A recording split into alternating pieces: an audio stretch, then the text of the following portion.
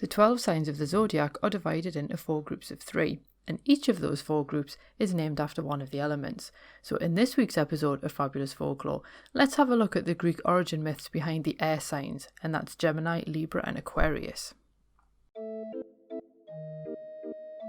Hello there and welcome to Fabulous Folklore, the podcast for all things folklore, occult and just a bit weird. I'm your host Icy Sedgwick, blogger, fantasy author and your guide into these rather mysterious realms. I've got some rare things to show you, so come on in, take a look around, but be careful not to touch anything. These things sometimes bite. Well, hello there and welcome back to Fabulous Folklore with me, your host Icy Sedgwick. I hope that you're well. I hope that January isn't treating you too badly. As I'm recording this, I'm currently looking out on snow that is rapidly disintegrating because it's now started raining. So thanks for that weather. I was quite enjoying the snow. But anyway, I am just going to jump straight into this week's episode because this is obviously part of our Origin Myths of the Zodiac's signs month, as it were, and obviously we are going to be looking at some constellations at the end of January, since January has 5 Saturdays in it. I do want to do a quick shout out, so thank you very much to Sharon and Rose for their lovely email that they sent me the other day. It really perked me up. I'd quite like doing shout outs, it's fun. I'll do a few more of them in future, I think. But on to why you are here. Obviously, I'm not going into why we're looking at Greek origin myths because I did do that in the first episode, which was the fire signs a couple of weeks ago. But we are looking at the air signs this time, and that's Gemini, Libra and Aquarius. So we are going to start off with Gemini, and Gemini is, as I say, the first of the air signs and represents the twins. And in Greek they were known as Castor and Polydeuces, and their Latin names are Castor and Pollux. Obviously Castor is spelled with a K in the Greek version. And it was Eratosthenes that renamed them as Castor and Pollux. And Hyginus actually proffered the view that they were not Castor and Pollux, and they actually represented Apollo and Hercules, which would explain why one twin is shown holding a lyre, which would be Apollo, and the other one bears a club, which would be Hercules. I can't really find much else to support that particular reading of them though, so we're just going to assume that it's Castor and Pollux. Now their mother was Leda, Queen of Sparta, and Zeus took a fancy to her. You might be starting to notice a theme if you've listened to the previous 2 episodes, and he visited her as a swan. He actually seduced Leda, and then when she went back to the palace, she also slept with her husband, King Tyndareus. She actually ended up giving 4 children after this, and in the most common version of the legend, Pollux and Helen were Zeus's children, while Castor and Clytemnestra were those of Tyndareus. And clearly this is biologically unlikely, but that is Greek mythology for you. Somehow Castor and Pollux were even said to look alike despite their different fathers, and they did grow up to be close siblings, with Pollux becoming an excellent boxer and Castor was a famous equestrian. Also, should quickly point out that the Helen that is Pollux's sister is the Helen of Troy, so that's where she comes from in Greek mythology. Now, the twins allegedly joined Jason and the Argonauts in their quest to find the Golden Fleece, which we now know came from Aries the ram from our fire signs episode. On the way to do this particular quest, Pollux ended up using his boxing prowess to fell Amycus, who was one of Poseidon's sons, and this allowed the Argonauts to safely leave Amycus's territory. There are quite a lot of legends that do talk about the way that the twins seemed to protect sailors, and they did ensure the safety of the Argonauts during the voyage. And there was a particularly vicious storm at one point, and 2 flames of St. Elmo's fire actually played around the heads of the twins. And at this point the storm subsided, and then the ship could safely proceed. And ever since then, sailors have come to regard St. Elmo's fire at sea as being a good omen. 2 fires mean fair weather and 1 means storms. And either way, Castor and Pollux essentially became the patron saints of sailors. And the sea god Poseidon apparently gave them the power to save shipwrecked sailors, which does seem a little bit unusual given the fact that Pollux had splintered his son's skull, but this is Poseidon for you. He also gave them the white horses that the twins sometimes ride in Greek art. So they are a really interesting and quite powerful pair, even when they're just simply having their exploits while they're alive. But unfortunately their escapades were not to last, and in one version of the story another pair of twins were also among the Argonauts, and for various reasons the 2 pairs fell to blows. Some people say it was over women, some of the stories say it was over cattle.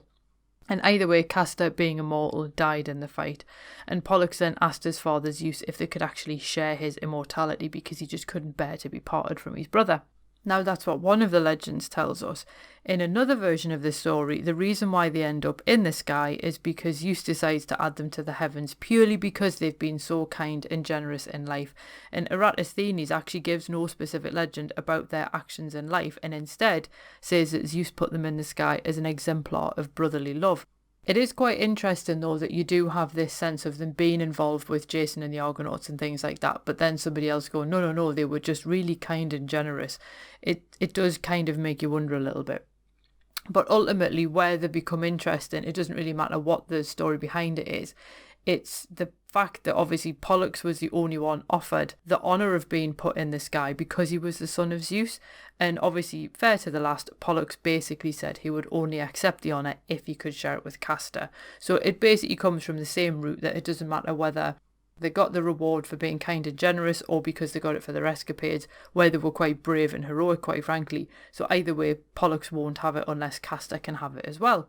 Now, this wasn't quite what the Fates had in mind, given Castor was mortal, and Zeus got around their decree by saying that the twins needed to spend alternate days in the underworld and the heavens. So when one was immortal on Earth, the other was in the underworld, and then they swapped places the following day. And some people think that this might be why you can only see their constellation for 6 months a year, which might explain the division of time. And there are some people online who will say things like one star is brighter than the other, and that's because, they're sharing their immortality, and that's why it changes. It is quite interesting when you think that their sister was Helen of Troy, and you might be like, well, why are they not mentioned in the Trojan War? Surely Castor and Pollux, as skilled fighters, would have been quite helpful. And apparently their death actually happened before Paris took their sister Helen to Troy, which is why they don't appear in that particular story. They are quite interesting though, and I do think a lot about their story is worth bearing in mind, regardless of which version that you take. So whether they're helping to save sailors and they're having all their daring do out at sea, or they're just really kind and generous, either way, I think it's the way that Pollux won't accept the honour without being able to share it with Castor, which is what really makes them such a noteworthy story in this particular series that we're looking at. So we're going to go from Gemini on to Libra. And Libra is quite notable because it's the only sign to refer to an inanimate object, because if you think of all the others, they are either creatures or people or animals in some way, and Libra is a pair of scales. Now, the Babylonians called this constellation the balance of heaven in about 1000 BC, according to Ian Redpath, and the Romans were the ones who revived the idea that Libra refers to balance in the 1st century BC, and the Romans even believed that the moon was in Libra at Rome's foundation, which is obviously a really nice little bit of spin there to add to your foundation myth that your city was founded at a time of supreme balance. Ian Redpath points out that the association with balance actually came from the fact that the sun lay in Libra at the autumn equinox, but the equinox had moved into Virgo in 730 BC, so they weren't talking about the constellations, rather they were talking about the astrological signs, and we did discuss the difference between the two back in the fire signs episode and also the Asclepius episode last year. Either way, Libra was once linked with the claws of neighbouring Scorpius, which you would recognise as the scorpion. And it was during Julius Caesar's reign that the idea of Libra as scales eventually became established. He was often depicted actually holding the scales, and it's one of those things where if you want to make yourself be seen as like a fair and just leader, associating yourself with the scales of justice and balance and all things like that is a good way to go about it. But eventually, this idea of scales and justice and so on was associated instead with Virgo, which makes sense because if you remember the Earth Signs episode last week, Virgo is identified with Astrea, the goddess of justice. However, because let's be honest, there's always a however where these origin myths are concerned, Ian Redpath points out that Virgo doesn't really hold the scales aloft because the constellation actually lies at her feet. Just pointing that out. So there aren't many myths associated with Libra thanks to its links with Virgo, but that's not to say it's not an interesting sign. Because at one point it was known in Latin as jugum, which actually means yoke, and William Tyler Alcott points out that this referenced a verse by Virgil, in which the poet noted that it was time to yoke your oxen at the time when Astrea's balance hung on high, which basically meant Libra was the ideal time to sow your winter grain. So you don't have all these amazing mythological stories behind it, but it was an incredibly useful sign instead. Robin Hard also notes that at one time there was a character who invented weights and measures, and because humans found them so useful, the gods then put him among the stars as an honour. And some therefore suggest that the sign should be called Stathmuchos, or bearer of the scales, even though no figure actually bears the scales among the constellations. So in a lot of ways, the scales themselves become important, not who's actually using them.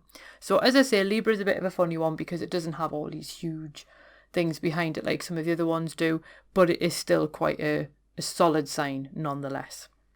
And we're going to move on to Aquarius, which I must admit I always thought was a bit of a strange one to be an air sign because it's the water carrier. So I was always kind of like, how's that one work? But it's just the way that the signs kind of cycle through. And William Tyler Olcott actually points out the fascination in this part of the sky for a great celestial sea, as he calls it. Because if you look at the part of the sky where Aquarius is, you've also got Pisces, you've got Capricorn, you've got the Southern Fish, Aquarius, and then you've got other constellations like dolphins and whales and other forms of waterborne animals. So therefore it does actually make an ideal location for the water carrier. And even the Babylonians saw Aquarius as a male figure pouring water. Most legends do identify the water carrier as being Ganymede, the third son of King Tros, who was the founder of Troy. The myths agree that he was the most beautiful boy in the world, and in one version of the story, Ganymede was out one day looking after his father's sheep, but he'd caught Zeus's eye, so Zeus is back again. And this is where the stories do diverge slightly, but the end result is the same. Zeus either took the form of an eagle to snatch Ganymede away, or he actually just sent an eagle to do it for him. Either way, Ganymede ended up on Olympus, and Zeus then gave King Tros either a pair of horses or a golden vine as compensation. So Zeus basically brings him to Olympus. There is actually another version in which Eos, goddess of the dawn, stole Ganymede while two rivals were fighting for him, but then before she could enjoy her triumph, Zeus then stole Ganymede for himself. So again, it's one of those things, there's different routes to get there, but the end result is much the same. So once on Olympus, Zeus then gave Ganymede eternal youth and immortality, and Ganymede essentially becomes a bit of a wine waiter, dishing out nectar from his bowl, and unsurprisingly this then wound up Zeus's wife Hera, who to be fair spends most of the myths annoyed at somebody, usually Zeus. But Zeus and Ganymede do actually remain a couple for a while in the myths, and eventually Zeus then puts him in the Zodiac as Aquarius.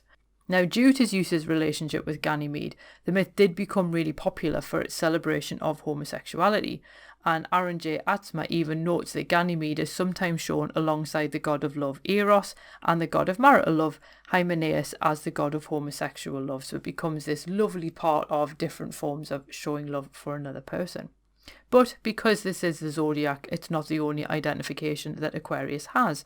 And there are a couple of other versions as well. And to be fair, these ones actually all equally make sense. So I'll leave it up to you to decide which one you prefer. Ian Ridpath explains that the constellation may have originally represented the god of the Nile in ancient Egypt, and Aratus referred to some accounts that suggested Aquarius was the demon of the Nile who regulated the water's flow. So again, that fits in really well with this idea of a celestial sea, but it also explains how other cultures then explained this particular constellation as well. Elsewhere, Germanicus Caesar thought it might represent Deucalion, son of Prometheus, and there is a story within the Greek myths of a great flood that swept away much of the world, yet Deucalion was one of the few to survive. So in this one, he's more or less pouring the water as a sign that he was a survivor of the great flood. Hyginus, on the other hand, thought that Aquarius might represent sea crops, because wine hadn't been invented yet, so this early Athenian king would make water sacrifices to the gods, and that would certainly explain why Aquarius is pouring water rather than the nectar that he would do if he was Ganymede. Either way, it does seem a little bit thin as myths go, but a few people actually note that the identification of Aquarius as Ganymede does seem a little bit thin, and you kind of go from person pouring water to someone dishing out nectar, and it's not quite the same thing. But I will leave it up to you which one you think is more likely. So that is the air signs, and people often associate the air signs of the zodiac with being good communicators. They are ideas people, and they often look at things from an intellectual perspective. And also I should point out that none of these attributes come from the signs themselves, but rather the associations of the element of air, and the air signs actually link with the suit of swords in the tarot. And these air signs, like the ones before them, all mark a range of types of myths. So you've got Gemini representing the fair-minded and loyal twins, the patron saints of sailors. You've got Libra as a sign of supreme balance and justice, and Aquarius, the water carrier, is immortal, beloved and honoured by the gods. So if you are one of these air signs, I would love to know how you feel about the Greek origin myth that goes with it. Do you think it makes sense, or are you a little bit disappointed, or are you just quite happy to go along with it? Please do feel free to let me know. Next week, we are going to wrap up the signs of the Zodiac with the origin myths behind the water signs, and that's Cancer, Scorpio and Pisces. And at the end of January, we will be having a look at other origin myths behind like famous constellations that you will be able to see relatively easily.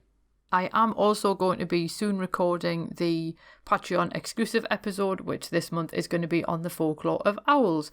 So December's was crows and ravens, and we are continuing the bird theme with owls because that was what one of my Patreon supporters requested. So if you are interested in all things avian and you are interested in getting access to those episodes, you can do so by becoming a patron at the £3.50 a month tier. And of course, you do then get access to all the previous episodes, and we've done things like Pluckley, the most haunted village in England. We've done Bawley Rectory, the most haunted building in England. We've done the Highgate Vampire and the Glasgow Vampire, and a whole other lot of things besides. So you do get access to everything that's gone before as well. So I do hope that is something that you may be interested in. Other than that though, that is it from me for this week, and I will see you back here next week to have a look at the water signs. So without any further ado, cheerio. Well, thank you for listening, and thanks for visiting Fabulous Folklore. I hope you enjoyed your stay. If you did, why not consider subscribing in your podcast app of choice? If you enjoy the show, why not leave me a review and help other listeners to find it as well? And if you'd like bonus exclusive episodes of the podcast, then why not support me on Patreon? It does help me to keep the show going, and it means that you get a little bit extra every month as well. And you can find all of the necessary links in the show notes below. So without any further ado, I will bid you adieu, and I hope that you have safe travels wherever you're going on to next.